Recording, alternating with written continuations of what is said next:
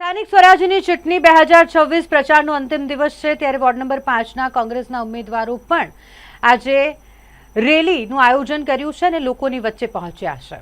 આજે પ્રચારનો અંતિમ દિવસ હોય એટલે દરેક પક્ષના ઉમેદવાર એડી ચોટીનું જોર લગાવી રહ્યા છે। તેવામાં કોંગ્રેસના ઉમેદવારો પણ મેદાનમાં છે અને વિજય વિશ્વાસ રેલી યોજી રહ્યા છે। વોર્ડ નંબર 5ના કોંગ્રેસના ઉમેદવાર જેમાં કિરણ કાપડિયા, મેહુલ કહાર અને તેમની સાથે અન્ય બે ઉમેદવાર કે જેઓ દ્વારા રેલીનું આયોજન કરવામાં આવ્યું। વિજય વિશ્વાસ રેલી જેની શરૂઆત મધ્યસ્થ ચૂંટણી કાર્યાલય વોર્ડ નંબર 5નું ત્યાંથી કરવામાં આવી હતી, જે વોર્ડ નંબર 5ના વિસ્તારમાં ફરી હતી। કોંગ્રેસના કાર્યકર્તાઓ મોટી સંખ્યામાં આ રેલીમાં જોડાયા હતા। કઈને જોઈ લો, વિજય વિશ્વાસ રેલી નીકળી છે વોર્ડ નંબર 5 ની। પરિવર્તન નિશ્ચિત છે। ભારતીય જનતા પાર્ટીના ભ્રષ્ટ શાસનથી લોકો ત્રાસી ગયા છે, લોકો અમારી જોડે જોડાયા છે, લોકોમાં ઉત્સાહ છે। આ રેલી અમારી એ વિજયનો એક વિશ્વાસ છે।